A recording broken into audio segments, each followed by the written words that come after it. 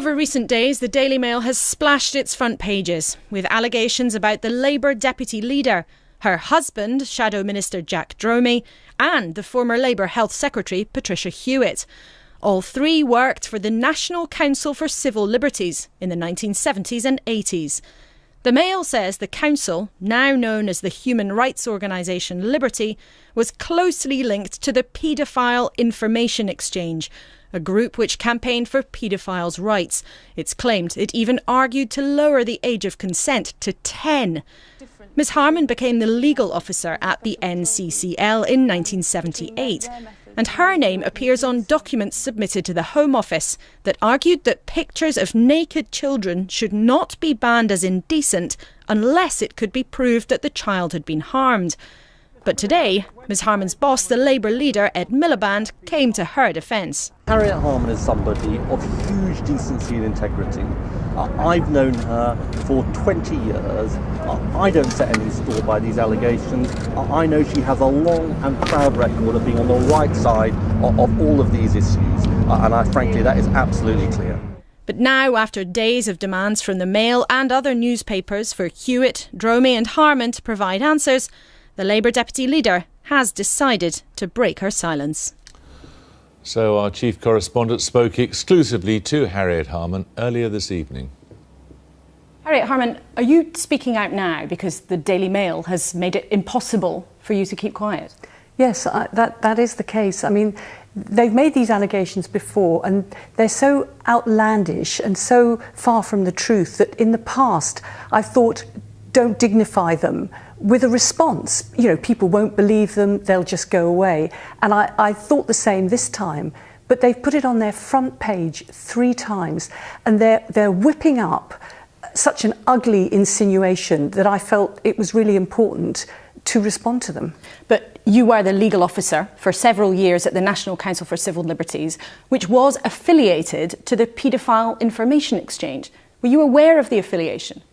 Basically, NCCL was an organisation which had something like 6,000 members and 1,000 affiliates, and anybody could join the NCCL simply by paying a fee. When I was there as NCCL legal officer, there was nothing that, far from it, that I put forward that supported sexual abuse of children. But why was it acceptable even to have an affiliation?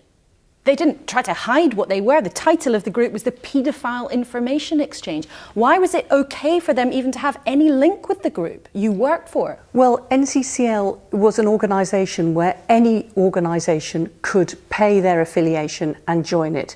And that's the way it was.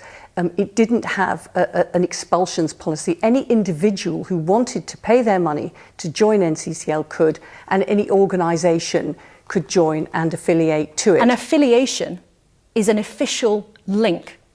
And when you were the legal officer at the National Council for Civil Liberties, did you do anything to suggest that link should be broken? Did you do anything to try to push them away from your organisation? They'd already been pushed away. Well, they were still members till 1983. Well, they'd already been pushed away in 1976 and were not having, the policy was set by the broad membership of NCCL at their annual general meetings. But in terms of that affiliation, did you have anxiety about that at the time?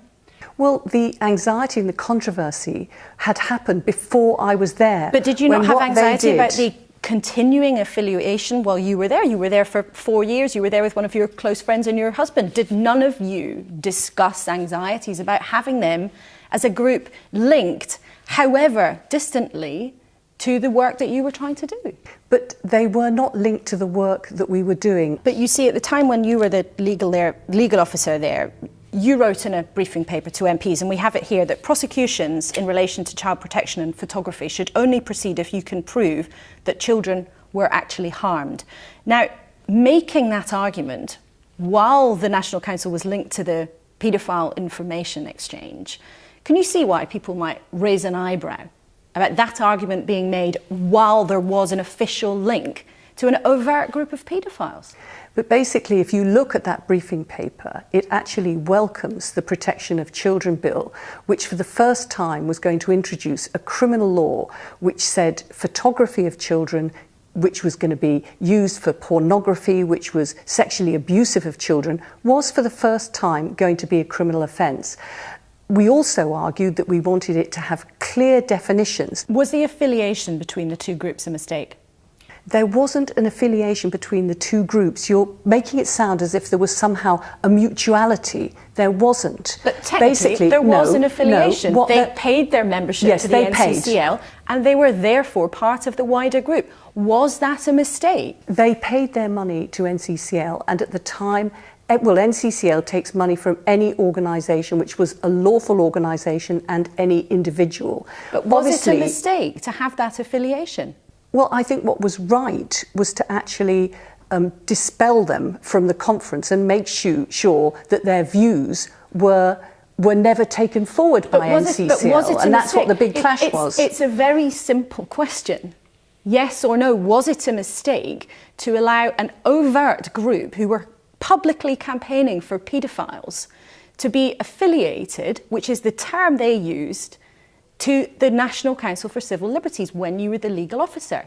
Well, I think on the basis that it has created somehow a sense that NCCL's work was therefore tainted by them, yes, obviously that is a very unfortunate inference to happen, but it is not the case that my work when I was at NCCL was influenced by PI, was apologising for paedophilia or colluding with paedophilia.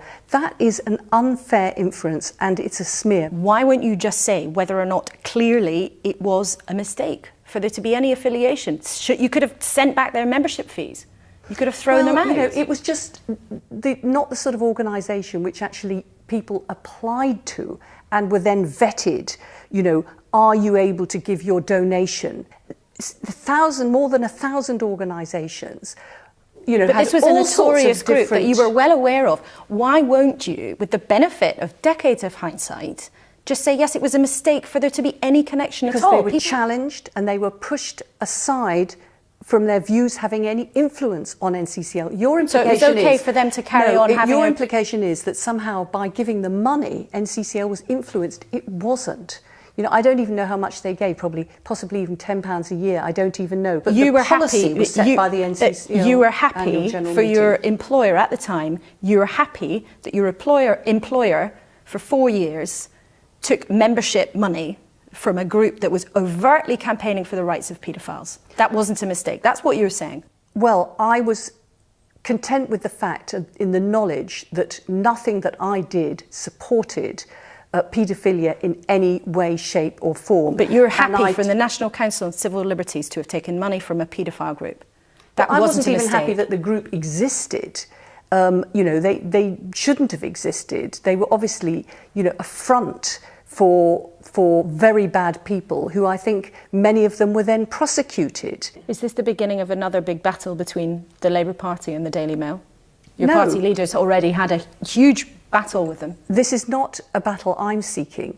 This is the Daily Mail aggressively trying to completely reshape the facts of a situation 30 years ago. It is ironic that they're accusing me of supporting indecency in relation to children when they themselves are not above producing photographs of very young girls, titivating photographs in bikinis. So, you know, I stand by what I was doing at NCCL and I stand by what I've done all the way through. Are you accusing the Daily Mail of printing indecent images? Sounds very much like you are making that accusation. Well, I think if there's anybody who has over the years supported indecency, it is much more the Daily Mail than it is me, and that's the frank truth of it.